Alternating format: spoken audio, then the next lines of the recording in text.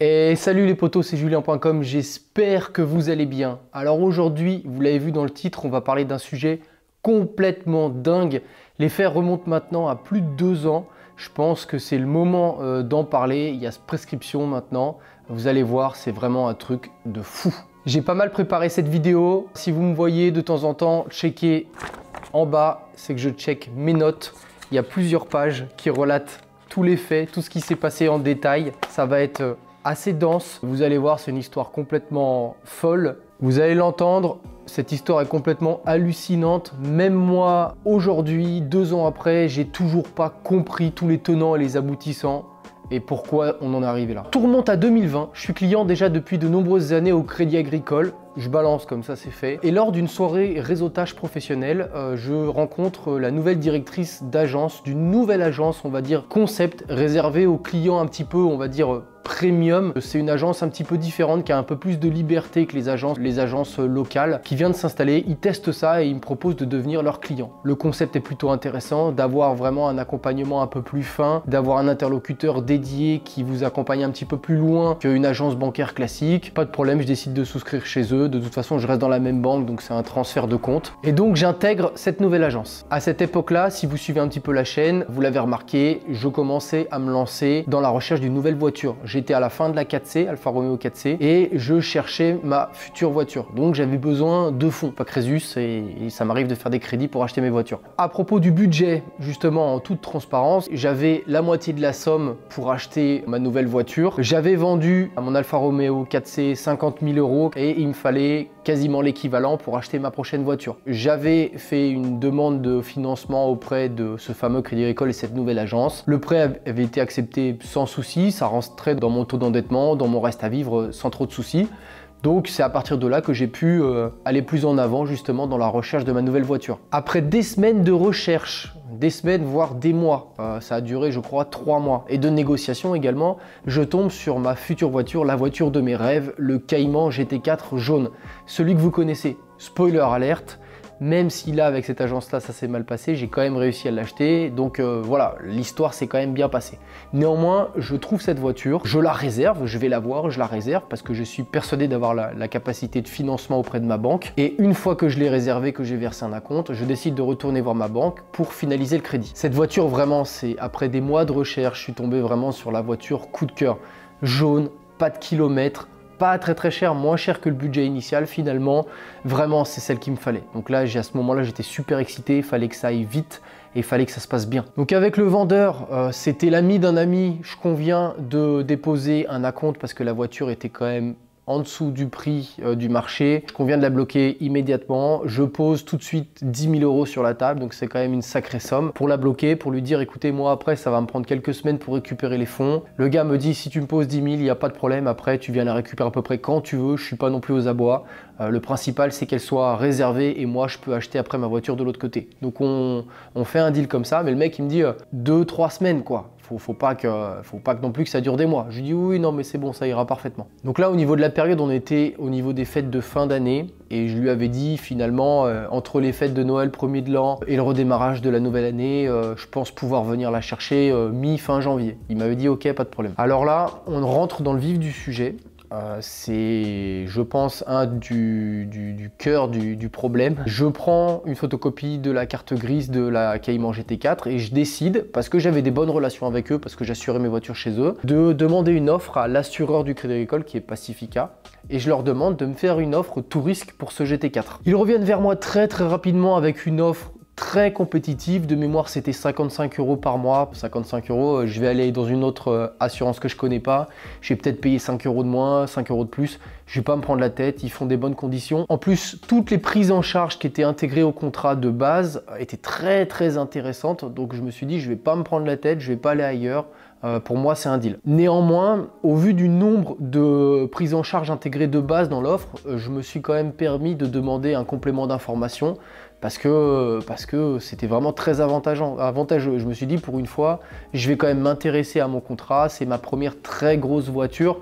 Je vais essayer d'être un peu plus fin dans le contrat pour être sûr de bien assurer en cas de pépin pour quoi que ce soit. Spoiler alerte, c'est à partir de maintenant que c'est parti en vrille. À partir du moment où j'ai demandé un complément d'information, où ça commençait vraiment à glisser sur la pente descendante. Et là, ça a commencé à tendre un petit peu les relations. Donc à la suite de l'offre, j'envoie une demande de complément d'information à mon interlocutrice, avec qui je m'entendais très bien, que je voyais régulièrement dans les événements. Je pense pas être un client relou, je pense pas poser des questions bizarres. Voilà, j'estime quand même que quand on contractualise quelque chose, ça vaut quand même le coup d'être un peu plus fin et de poser 2-3 questions. On est quand même en droit de poser des questions, on n'est pas obligé de signer les documents qu'ils nous donnent sans lire le moindre paragraphe. En tout cas, à mon sens. Jusqu'à maintenant, j'ai toujours fait comme ça.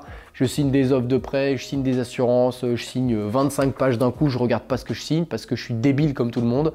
Là, je me suis dit, je vais être un peu plus fin et je vais essayer d'analyser ce qu'on me propose. Donc, je leur ai fait un petit email et voici ce que je leur ai répondu. J'ai bien lu votre proposition d'assurance, c'est très bien, donc je suis gentil. Merci. J'aurais toutefois quelques questions. Il n'est pas précisé, j'ai probablement mal lu. Utilisation exclusive trajet privé ou trajet travail autorisé dans la limite des 5000 km. Ah oui, donc c'était ça.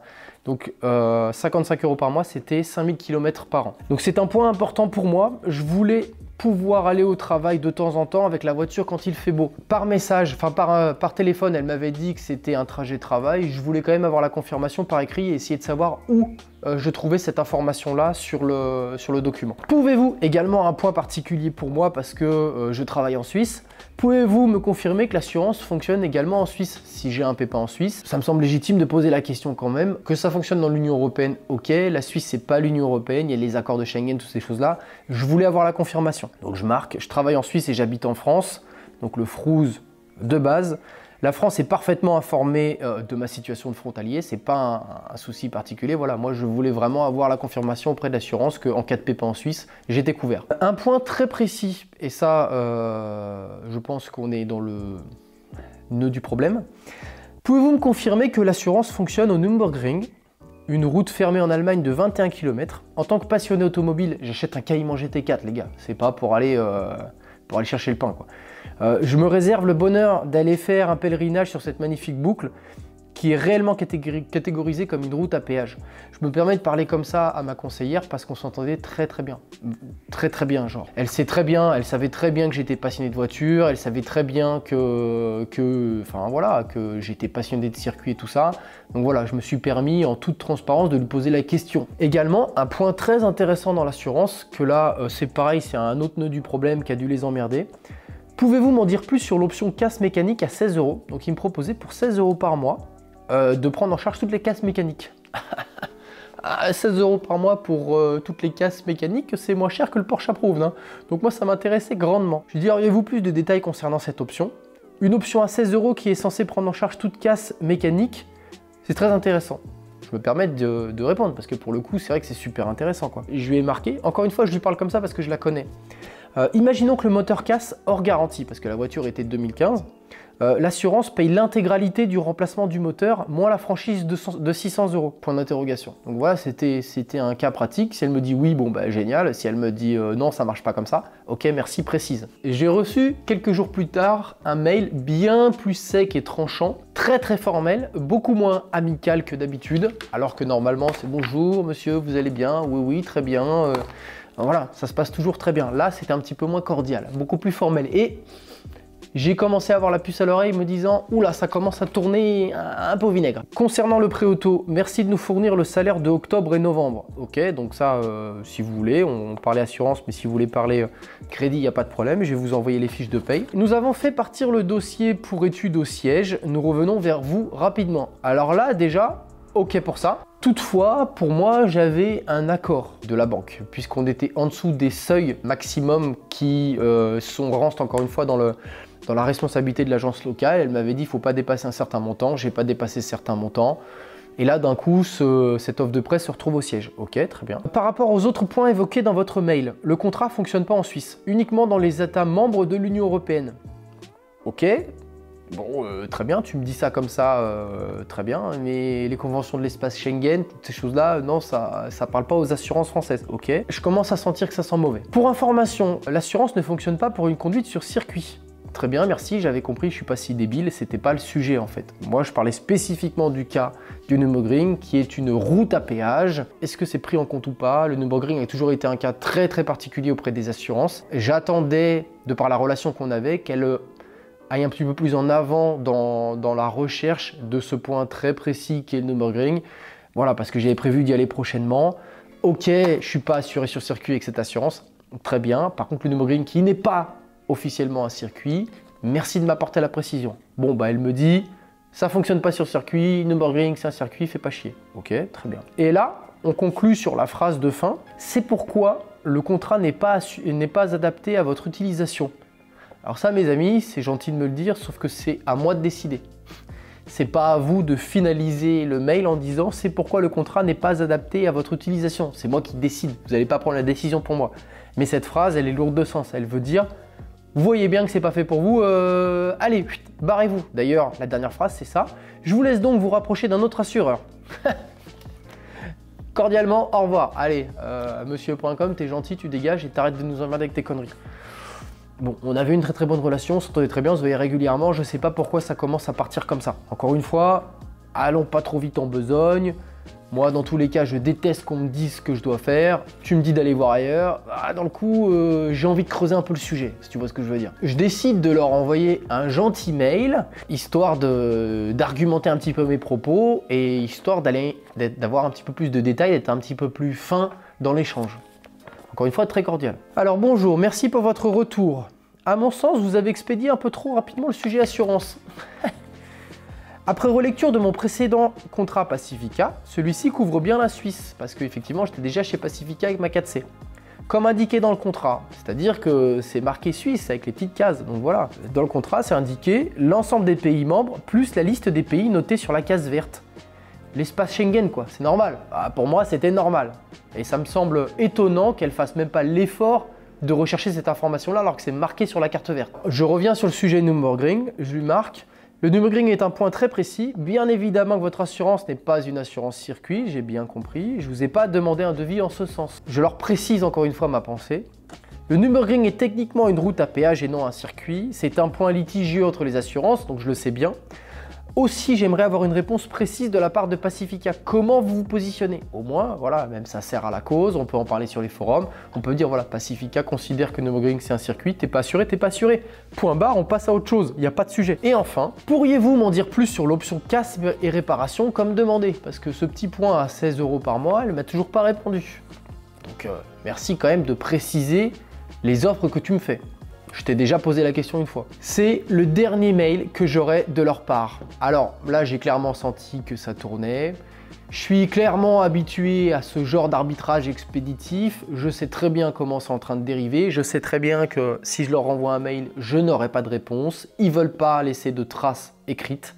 Donc, je décide de leur passer un coup de téléphone et de demander des précisions. Alors que j'étais dans une agence concept avec une relation particulière avec un interlocuteur dédié qui répond 5 jours par semaine aux heures ouvrables facilement, très simplement avec un numéro de téléphone dédié, je me retrouve sans interlocuteur malgré des dizaines d'appels en essayant d'appeler de plusieurs téléphones. Dès que je dis mon nom, on ne me transfère pas ni la directrice d'agence ni une quelconque interlocutrice ou interlocuteur. Lettre morte, plus de son, plus d'image. Donc là, ça commence à tendre les relations. Comme je suis joueur, et pour provoquer le débat, je vais sur mon portail client, où l'offre, le projet de contrat était encore en attente de signature. Je décide de signer le projet de contrat, parce que oui, je suis taquin. Je me suis dit, bon, ils veulent jouer, leur offre, après tout, moi, me correspond, ça me va plutôt pas mal, je souscris, 55 € plus les 16 € d'option casse moteur, sur le portail client. Bah oui, ils veulent jouer, on va jouer. J'ai été rappelé pratiquement, je sais pas, 1 heure après par la directrice, ton très froid, très sec, qui m'annonce justement très sèchement que Pacifica, qui est l'assureur qui contresigne mon offre, qui a été édité par l'agence locale, ne souhaite pas signer cette offre-là, ne souhaite pas contractualiser cette offre avec Julien.com et au passage, qui ne souhaite plus contractualiser quoi que ce soit avec ma personne. Là, je comprends pas. Je dis pourquoi du jour au lendemain, là, vous me dites que vous voulez même plus m'assurer quoi que ce soit chez Pacifica alors que j'ai quasiment toujours été chez vous. Là, du jour au lendemain, parce que je pose des questions, que vous acceptiez pas l'offre qui est un peu caduque de votre part, ok, mais que dans le coup, vous m'expliquez que vous vouliez plus m'assurer par la suite sur quelque voiture que ce soit, là, moi, ça commence à me tendre. Je me dis pourquoi? Qu'est-ce que j'ai fait? Qu'est-ce que j'ai fait de mal? Enfin, j'ai 50% de bonus, tout se passe bien, je casse jamais de voiture. Bah, je suis pas un client chiant. Pourquoi? Immédiatement par la suite, elle m'a dit « Je vous informe également que votre offre de prêt ne sera pas acceptée. Vous êtes invité à aller voir une autre banque pour contractualiser votre prêt. On ne vous prêtera pas le moindre centime. » Ah bah j'ai dit « Bah alors là, c'est fort de café. » C'est-à-dire que là, on partait sur un montant, j'avais un accord de principe sans souci, à vous ne voulez même plus me prêter un centime alors que j'ai 0 crédit, que j'ai un bon salaire, que je suis jamais à découvert. Et là, du jour au lendemain, ils veulent plus rien me prêter parce que j'ai posé 3 questions. Qu'est-ce que c'est que ce délire? Petite précision, cette banque locale était dans ma ville, on va dire, de naissance. Moi, j'habite à quelques centaines de kilomètres de cette agence-là, mais les relations sont toujours faites. J'ai toujours gardé cette banque-là, il n'y avait aucun souci. La directrice m'explique aussi que ça serait très intéressant pour moi que j'aille ailleurs et que je clôture mes comptes chez eux pour me rapprocher d'une agence locale à proximité de chez moi. Ça serait plus simple pour moi. Donc pour le coup, oui, ok. Elle me dit aussi un petit point également, parce que quand je dis que j'ai pas de crédit à la conso, à part une chose, un prêt immobilier. J'ai besoin d'habiter quelque part comme tout le monde. Et elle me dit, ça serait bien au passage que vous puissiez faire racheter votre crédit immobilier. Ouais, ça serait intéressant que vous changiez de banque tout simplement. Et en gros, elle me dit, ouais, si vous pouvez ne plus rien avoir chez nous et vous en aller, ça serait bien. Et si vous voulez tous les documents pour acheter votre crédit, machin, tout ça, ça serait bien. Parce que mon crédit, moi, il a même pas 1 an chez eux, il a un taux de ouf. J'ai pas envie de partir, hein. J'ai pas envie de partir. Hein. La directrice rajoute quand même, après m'avoir dit au revoir, que, mais je l'ai noté, hein, aucun service de la banque ne me sera accordé, quel qu'il soit. Génial! Qu'est-ce qui s'est passé, putain de merde? Qu'est-ce qui s'est passé? Comment en 2 jours on peut passer d'une relation où je tutoie la directrice d'agence qui est aussi ma conseillère, avec qui j'entretiens d'excellentes relations, et du jour au lendemain me voit, me parle extrêmement sèchement et me dit de dégager de l'agence. Mais qu'est-ce que c'est que ce délire? Donc je comprends qu'en l'espace de 2 mails, je suis devenu persona non grata chez le Saint Crédit Agricole, qui fait la pluie et le beau temps et qui prend les décisions à la place des clients. Exceptionnel. Alors passé ce premier choc, là on était purement sur du formaliste, sur de l'administratif, je commence à détricoter dans mon cerveau et je commence à me dire ah oui, mais là deuxième effet qui se coule, c'est que je suis dans la merde. C'est que là, à force de discuter, ça fait quand même un petit bout de temps que ça dure les histoires. Moi j'ai posé 10 000 € d'acompte avec mes fonds propres pour réserver GT4. Le vendeur, bien que ce soit l'ami d'un ami, commence régulièrement à me relancer, à me demander si j'ai des nouvelles. Je commence à broder, je commence à tourner autour du pot, je commence à donner des dates un peu loin. Il me dit ah dis donc c'est un peu loin. Et là moi je commence à paniquer parce que je me dis ouh là là, j'ai pas les sous et j'ai déjà posé 10 000 € et je me suis engagé. Donc que j'ai pas l'assurance, je vais retrouver une assurance, y a pas de problème. Mais j'ai pas non plus les sous. Et puis là potentiellement, j'ai plus de banque les gars. J'ai plus de banque. Donc comment je fais pour débarquer dans une autre banque et pour retrouver un crédit immédiatement? C'est super compliqué. Là, je commence vraiment à pas être bien. Spoiler alerte, vous avez bien vu que j'avais eu mon Cayman GT4, vous avez vu les vidéos.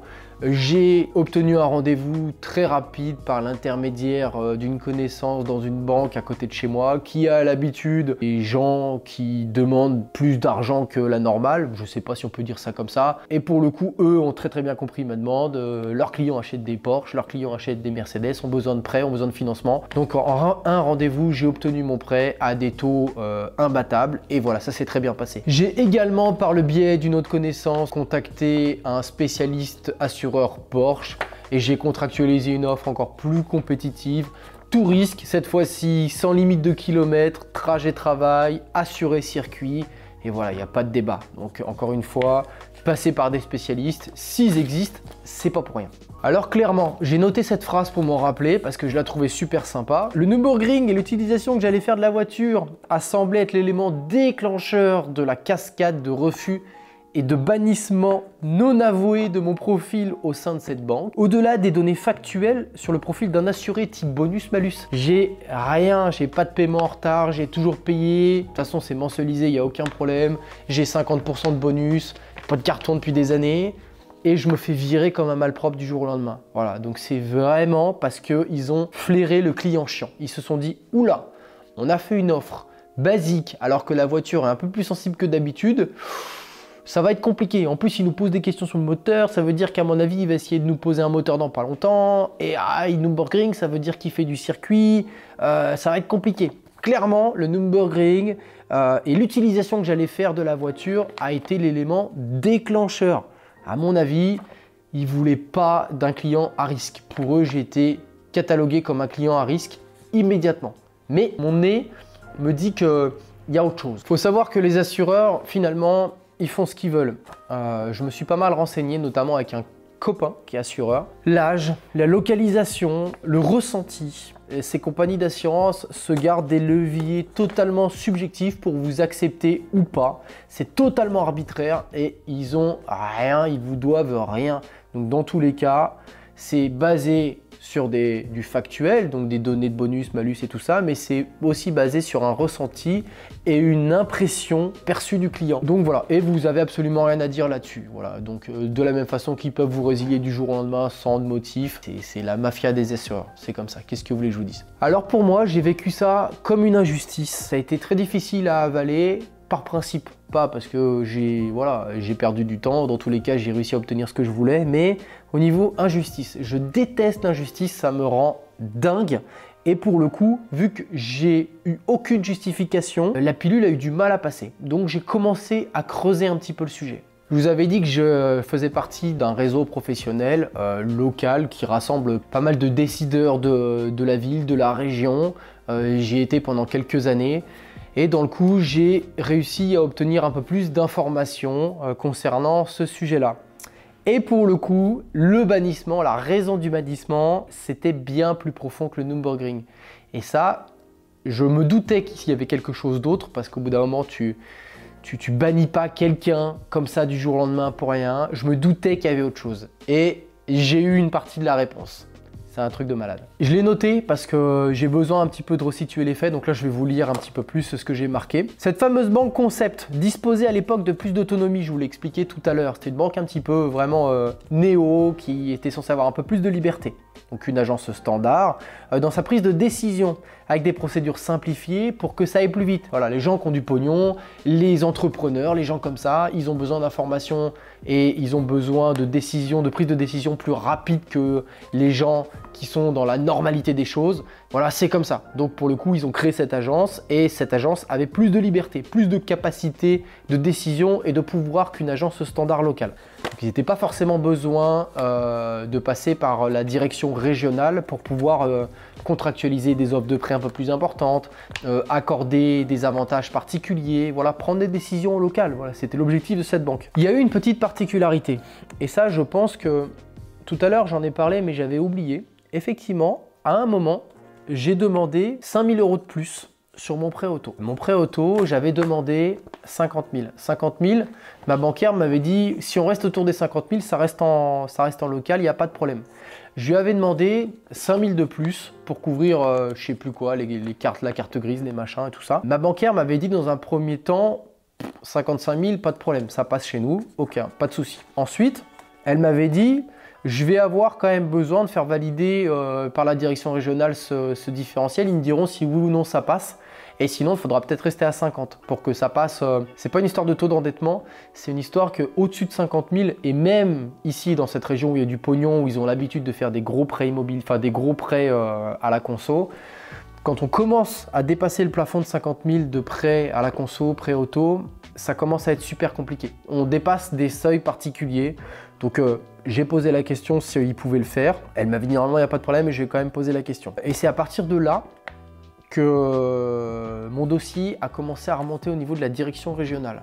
Jusqu'à maintenant, mon petit dossier de petit emprunteur et de petit assuré était resté au niveau régional. C'était géré au niveau local, c'était géré par la directrice locale. Quand ça a commencé à remonter à la direction régionale, ça a commencé à balancer 2-3 alertes et 2-3 alarmes rouges auprès des gens qui analysent les dossiers. Je vous explique. Premier point, mon prêt immobilier. Je l'ai obtenu quelques mois avant, un petit peu moins d'un an avant, à des conditions très avantageuses. Je suis commercial, j'ai un petit peu l'habitude de parler aux gens, j'ai un petit peu l'habitude de la négociation. Quand je vous dis que je les ai poncés, je les ai poncés. C'est-à-dire 25 ans, prêt à 110%. On m'avait dit jamais tu payes les frais de notaire avec ton prêt. Moi j'ai mis sur un prêt à quasiment 400 000 balles, j'ai mis 0 €. C'est vrai qu'il y a un peu d'abus. 0 apport, à moins de 1%, truc de malade quoi. Vraiment, pour le coup, j'ai fait mon job quoi. C'est-à-dire que j'ai négocié et j'ai essayé de tirer le maximum ce que je pouvais pour obtenir le prêt le plus intéressant pour moi. Ils l'ont signé, donc après, moi, j'y peux rien si j'ai obtenu ces conditions-là. Le problème, c'est que l'agence qui a accepté ça, c'est une agence locale. Ça rentrait un petit peu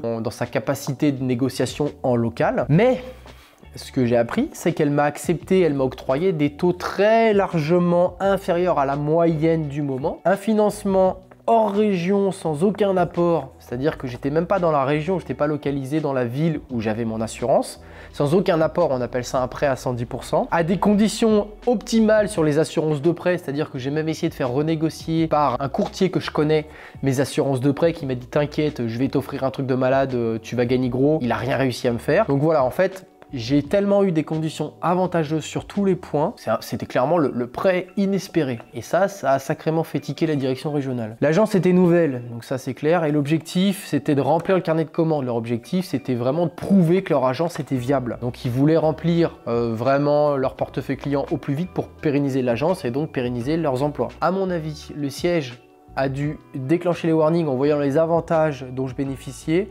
et a clairement dû inciter l'agence à provoquer mon départ parce que j'étais pas un client rentable.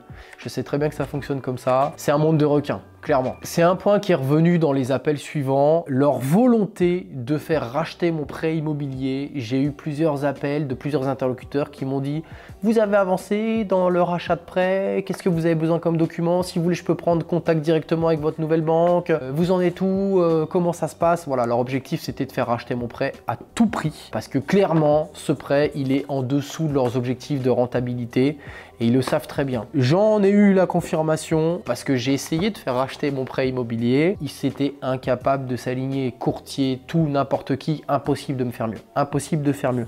C'est là où je me suis dit vraiment, il y a un gros souci avec ce prêt, hein, clairement. Hein. J'ai finalement eu, encore une fois, une dernière confirmation parce que cette fameuse banquière, directrice d'agence, s'est faite licencier ou en tout cas gentiment remercier.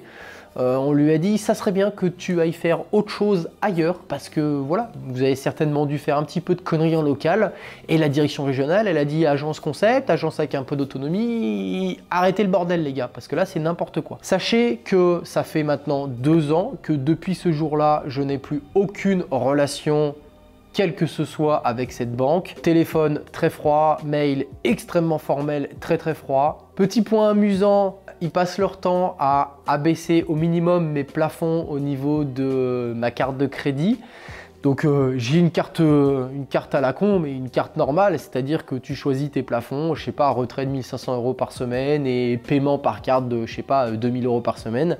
Moi, j'ai régulièrement, alors que je suis pas découvert ni rien, il ne se passe rien sur le compte puisque c'est juste un compte pour mon prêt immobilier et je peux rien faire d'autre avec eux. C'est même pas mon compte courant actuel. Et dans le coup, à chaque fois que je fais un paiement, typiquement 50, 60 €, bah, le paiement, si j'en fais un deuxième dans la semaine de 50, 60 €, il est refusé parce que mon plafond, il est de 100 € par semaine pour acheter des choses, pour payer avec ma carte. Donc je les appelle. Je leur fais remonter le plafond, ils remontent le plafond. La semaine d'après, le plafond est au minimum. Pareil pour les retraits par carte. En fait, ils jouent au con et ils le font exprès. Ils font tout pour me faire chier tout le temps. C'est un truc de fou. Donc voilà, c'est un petit jeu qu'on a entre nous. Ça les fait rire. Ah bon, j'avais pas vu que c'était bloqué. Oh bah excusez-moi, on va débloquer votre carte. Voilà, donc moi je les appelle régulièrement pour les emmerder. Et eux m'appellent régulièrement pour m'emmerder, me bloquent mes cartes. Et voilà, c'est un petit jeu comme ça. Bon, malheureusement, avec les taux qu'il y a actuellement, eh ben, ils vont encore se taper du julien.com pendant 23 ans. Ils vont me faire chier pendant 23 ans. Je vais les faire chier pendant 23 ans. Et voilà, c'est comme ça. Moi, à côté, j'ai ma vie avec mon compte courant. Mon salaire est même plus chez eux. Voilà, ils ont plus finalement que de la perte pure et ça leur fout sacrément les boules. Alors voilà les amis, fin du récit. Voilà comment à partir d'une simple question sur le Nürburgring et une demande de crédit, finalement, tout s'est monté en cascade, nommé persona non grata auprès de cette assurance. Si vous aussi vous avez ce genre de retour d'expérience, ce genre d'histoire avec votre banque ou avec votre assureur, ça m'intéresse. N'hésitez pas à m'envoyer un message ou à l'écrire dans les commentaires commentaires. Ça m'intéresse de savoir si je suis le seul à essayer de lutter contre le système ou si vous avez déjà ce genre d'historique avec ces personnages. Bon les amis, j'espère que cette vidéo vous aura intéressé. Si ça vous a plu, n'hésitez pas à lâcher un pouce bleu, à vous abonner et moi je vous dis à la prochaine. Ciao!